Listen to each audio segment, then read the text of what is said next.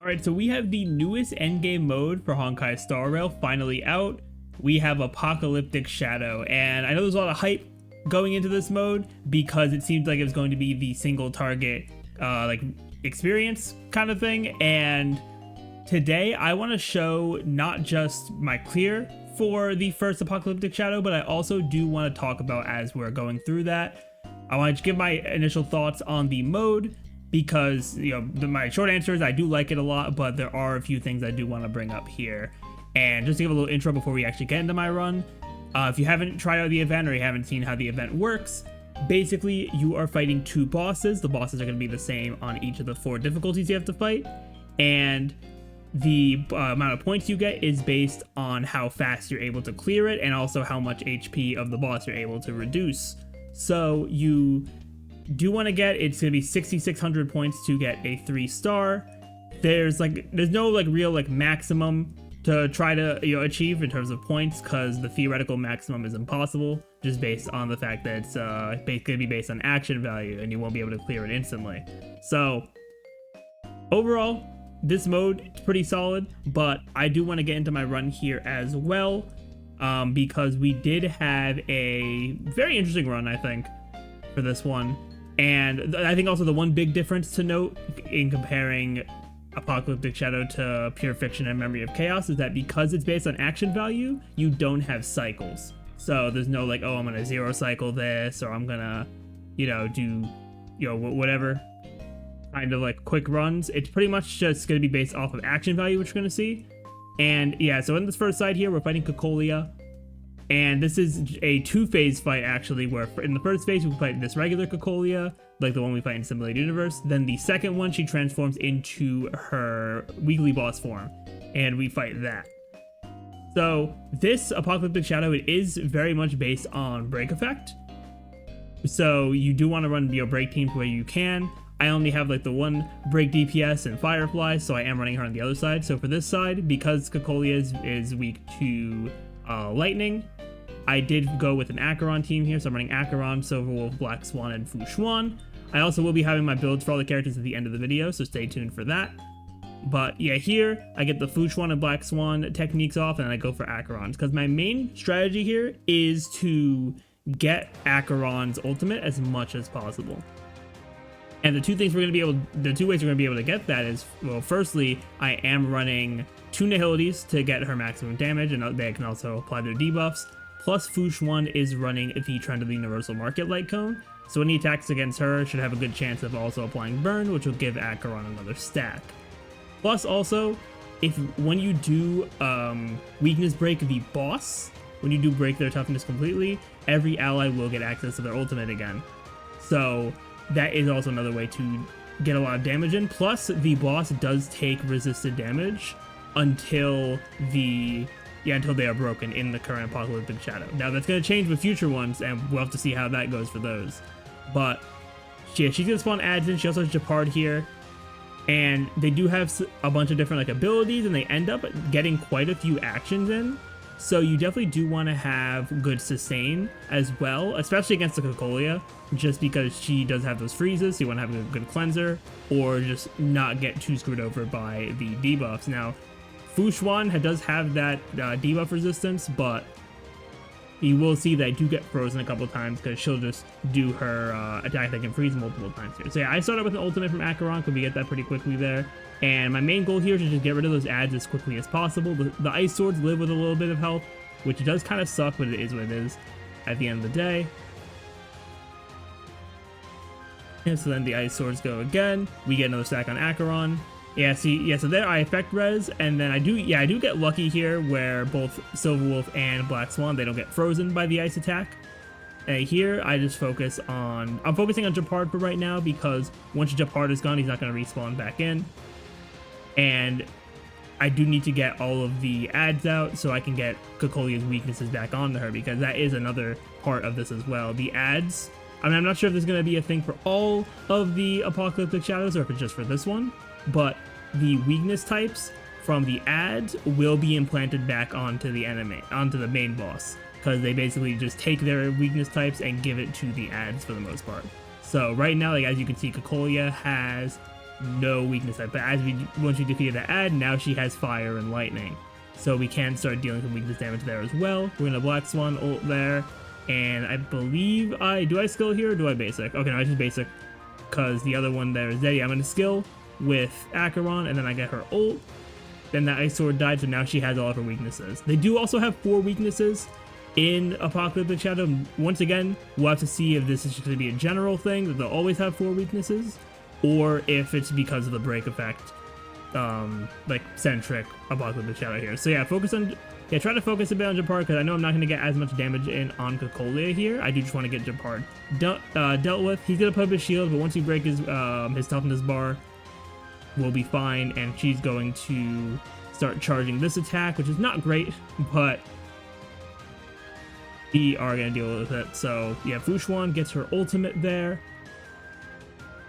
which drops the shield. Japard is almost dead, but my main goal here is to just get the break off so that we can not have to deal with this nuke that Cocolia is cooking up here, which we are going to be able to get it because Silverwolf basic into ultimate gets the break, and then from there we are going to see the effect that I mentioned where everyone gets their ult back, so Acheron can ult immediately, and this should kill Japard and do some decent damage to Cocolia as well here. Yeah, we get her down to a bit above half, and yeah, it's pretty much just going to be a thing of doing damage to her while she's broken, trying to benefit off that as much as possible, because again, once she does respawn those ice swords, she's going to be taking reduced damage again. So when you get to these situations where it's just the main enemy and they're broken, that's where you're going to want to get the most, actions in and the most damage in as you can. So I'm just trying to apply all my debuffs. I have a bunch of defense down from Silverwolf and Black Swan, and just trying to get as many of the charges as I can from for Acheron's ultimate here, which we either get another ultimate or we get very close. I think we get very close to another ultimate. Cause yeah, I do a skill just for some extra damage there. Then I Acheron skill here. Yeah, we are at 8. If Fushuan gets hit, that would be another one. Yeah. Okay, no, they get hit with Arcana because they spawned in, which is perfect. So now we get this ult here, and that is enough to take out the swords there, which is great. So now it's just that rinse and repeat. We want to break Cocolia so we can start doing more damage to her. Because the damage without breaking her is pretty minimal, honestly. Even for a team like this, it's not the greatest thing ever. So once you do get the break, you are going to get a lot more damage. And so here we do get Fushuan's debuff resist there, which is very good. So that Acheron didn't get frozen there. Yeah, but now Black Swan gets lucky, doesn't get frozen. And now we gotta deal with this nuke again that we will be able to break her before the nuke, which is nice. But I do believe in this run, I do believe I end up using Acheron's ultimate just to take out the last little bit of health, because I didn't want to get stuck on using so much of my action value, because that remaining action value on the side there, the more that goes down, the less points you'll get for each section. And for each side, you are going to need, since you need 6,600 to get a 3-star, you're going to want to have 3,300 points on each side, which means 1,300 of that action value on each side. And again, if you have a really good team for one side, then you can afford to get a bit less on the other side, which is exactly what we're going to see here as well. Because this side, we do drop below the 1,300 that you would want from here. Yep, so now she transformed. It'll be a similar kind of thing. She's going to spawn in 4 swords this time, but now I'm going to use all these ults and just try to get those swords out as quickly as possible, because I want to start being able to do toughness damage to the actual boss. Plus, we're also getting some debuffs here, which is nice. I do get a, do I ult the sword? Okay, I do ult the sword just to get the break on it, since Fushuan already ulted and nothing else is really going to break it from there. Although I guess the break doesn't really matter too much once we get the Acheron ult, but it is what it is. We basic Cocolia there, and now we gotta take some damage from the swords, but hopefully these swords can give some extra Acheron stacks to the Fushuan light cone. So we get another stack there, Fushuan heals, and then we get another stack there, giving us Acheron's ult, which should take out most, if not all, of the swords there. And yeah, let's see. Okay, yeah, I think all of them went down. So now we can just focus on breaking Cocolia. And yeah, as you can see, she's getting 3 actions in a row here. So it definitely like looks scary, but I think as long as you use the buffs to your benefit for Apocalyptic Shadow, you should be able to get through it. And of course, your character's being built up enough is also good. So, and as I said before, they can be very fast. Like as you can see, only Black Swan was able to go between her starting to charge and her actually dropping the nuke over here. So we are going to get hit with that, but because of Fu Xuan, we will be more than fine, and so we'll get our ultimate here, so we do get another debuff and some solid break. We also do have a lot of toughness meter in this, which is definitely a cool, kind of difference in comparison to other content. Silverwolf is CC'd, which is annoying here, but we do get some extra hits in here. She's going to be able to, she'll be able to skill. And then Black Swan has enough energy for me to basic into ultimate, and that's going to give Acheron the ultimate and the break as well. And this is the situation I was talking about before, where their toughness is low enough for your DPS to break them, and then giving your DPS their ultimate back. Which if you're using a DPS with a strong ultimate like Acheron or Jingliu, something like that, this could be really powerful. So then I just get another Acheron ultimate off, and this is going to do some really good damage. Yeah, we're bringing her down all the way to 35%. So pretty much one more Acheron ult will do the trick. And of course, I'm going to start trying to build up as many stacks as I can of for Acheron's ult. And pretty much just a rinse and repeat for this kind of team. Nothing really super crazy for it. I mean, it's usually how Acheron is, but you can run a lot of different variants of this team for Acheron. For this side, I think you can also run a full dot team, because there is a dot focused buff for this side, because you pick the buffs very similarly to Pure Fiction, how you have the buff for each individual side. So that is something you can take advantage of as well. Alright, she does spawn the swords in here, but I'm not super worried because we are about to get the ultimate. I get the defense reduction, and even though there's adds and her damage taken is reduced, we do still get the clear there. So that is the first boss, the Cocolia, at difficulty 4. So yeah, as you can see here, I got 3,135 points. And again, you need 6,600 points to get the maximum amount of stars. And see, yeah, so they have the little breakdown here. So you get 2,000 points for completely defeating the boss.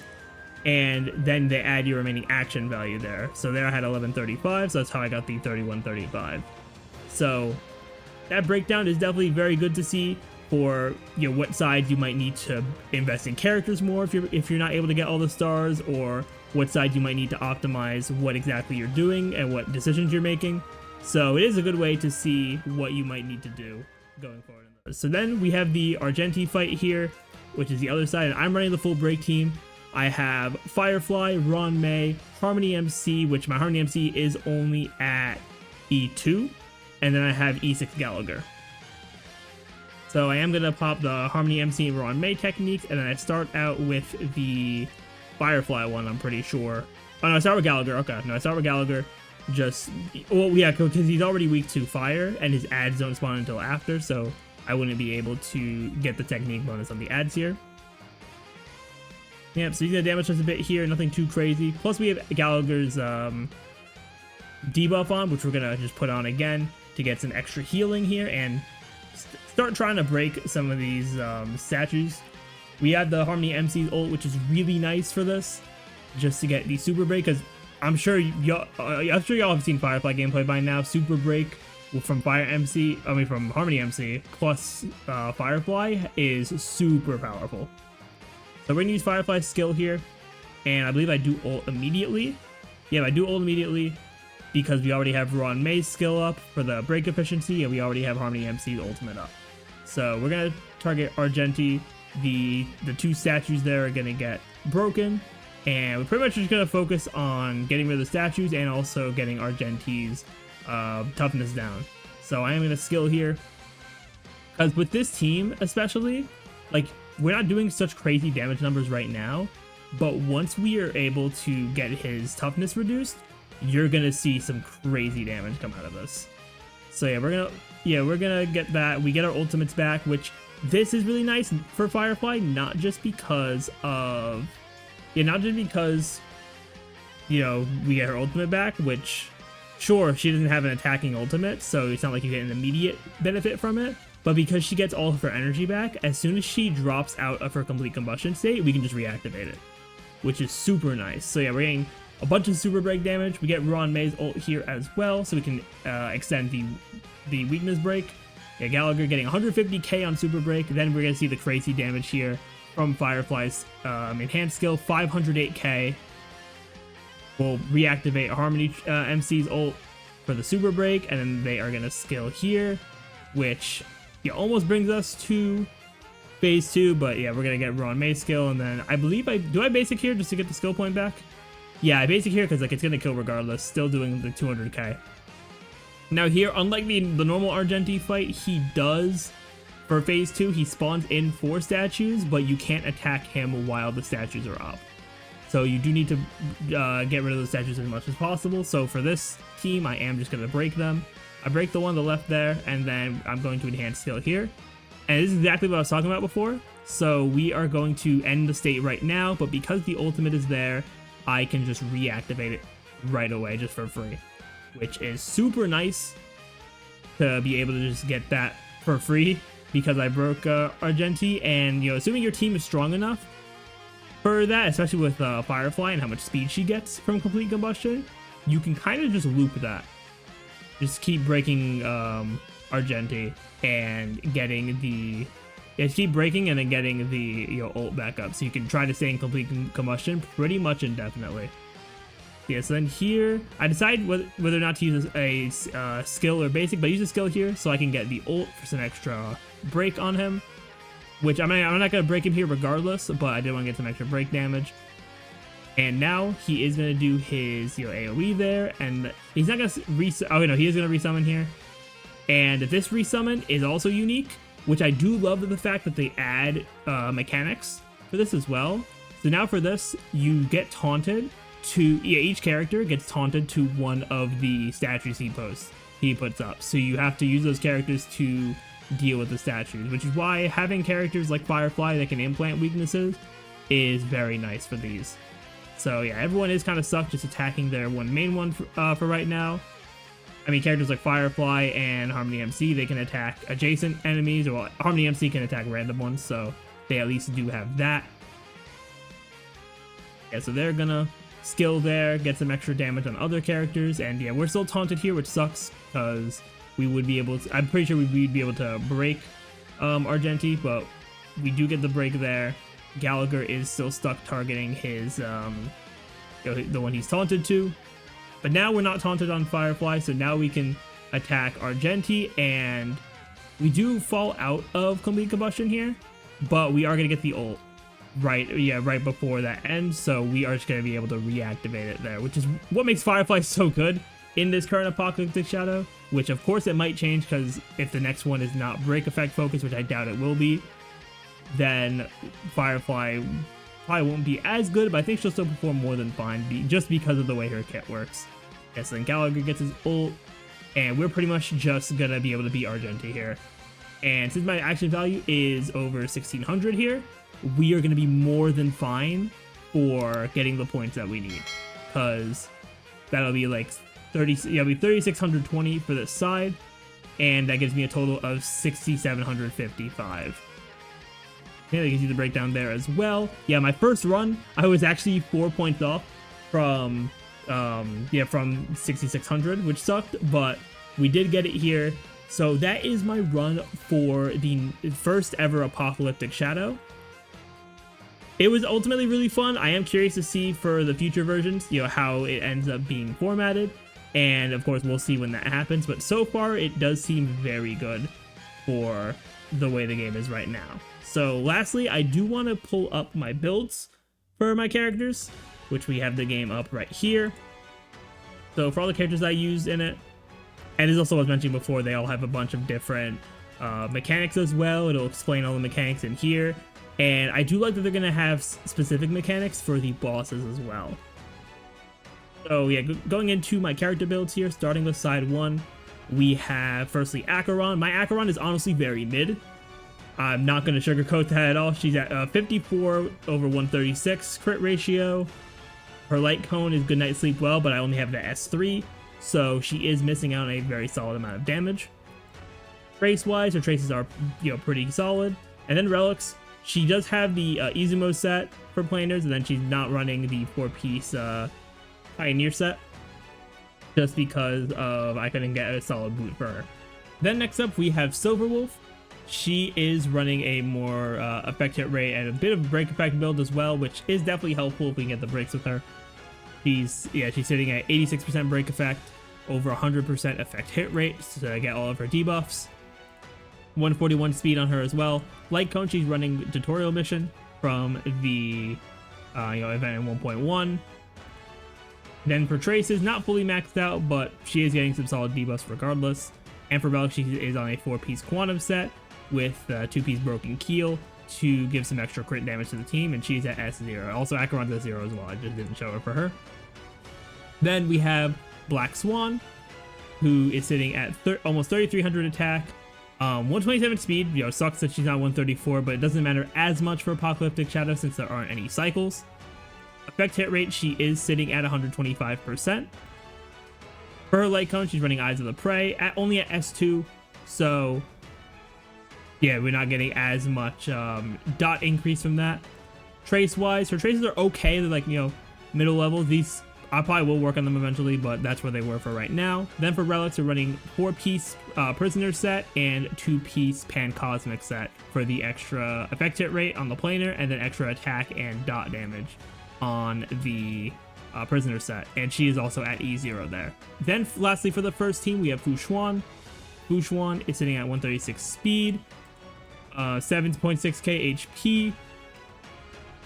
Pretty solid here overall. Light cone, we're running day 1 of my new life at S5 for the extra defense and all type res.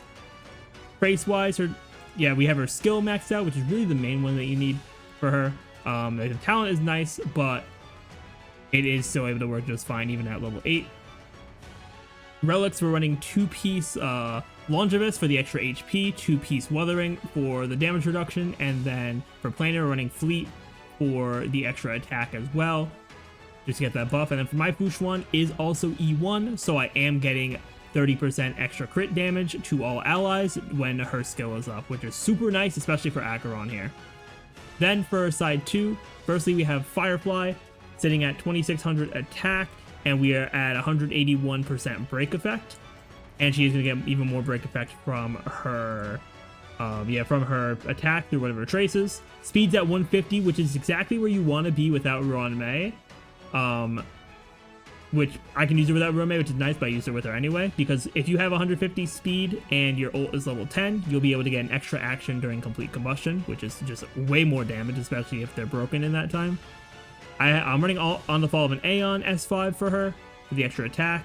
Trace-wise, her ult is maxed, skill is almost maxed.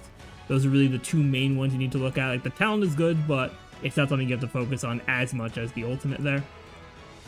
And for relics, we're running 4-piece Iron Cavalry for the extra break effect and also the extra super break. The extra break damage and super break damage.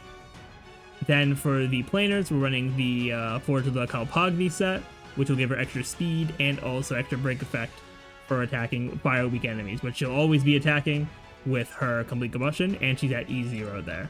Then for Ruan Mei, we are running 156 speed, break effect is at 167, but we do also have the light cone, which will give us an extra break effect boost as well. Signature light cone here, it's not fully maxed out yet, but we are still getting the big set bonuses from it, which is very nice. Trace wise, she is maxed out where she needs to be, so she is giving the most out of her buffs.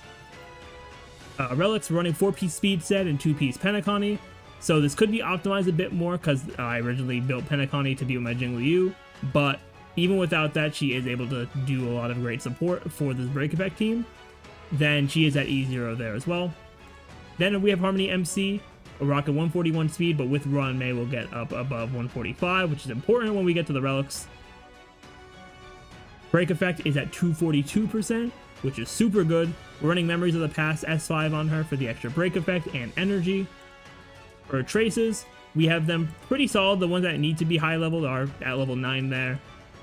So she is pretty well set with those. Then for relics, we have 2-piece speed set and 2-piece watchmaker for some extra speed and break effect. And then we have Talia for the planar set, which is why we wanted to be at 145, which I just haven't had the best luck. So I just have to deal with having Ron May boost me up there.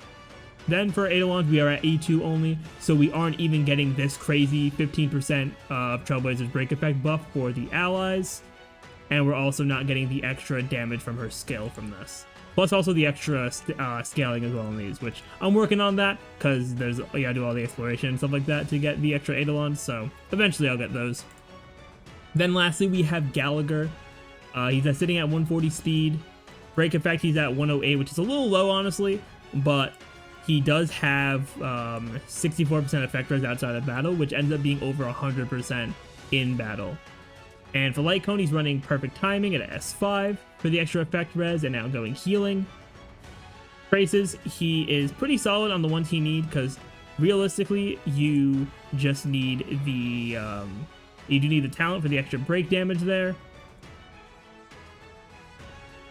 Yeah, so his traces there are fine for what they need to be. Of course, I could level up some other ones, but the ones he needs are fine. Then for his relics, we are running a 2-piece hacker space and 2-piece healing set. I could also try to do a break effect set, because he does get some outgoing healing from that, but I'll have to see with what I have or if I want to grind for it. Then for planers, we are running a 2-piece fleet for the extra attack, which is also really good for this team because Firefly does want to benefit from extra attack, so that is really good as well. And then for Eidolons, we have him at E6 here, so we are getting the additional break effect and break efficiency on his attacks, as well as the cleanse and the extra effect res, which this all does help him to get to the that does help him to get to over 100% effect res in battle, so he can't be debuffed basically. So yeah, those are the teams I ran, and that is overall my experience with Apocalyptic Shadow for the first iteration of it. Let me know what you think of this mode in the comments down below. I want to thank you all for watching. If you enjoyed and haven't already, definitely be sure to hit that subscribe button. The support is greatly appreciated. But with that, I will see you all next time.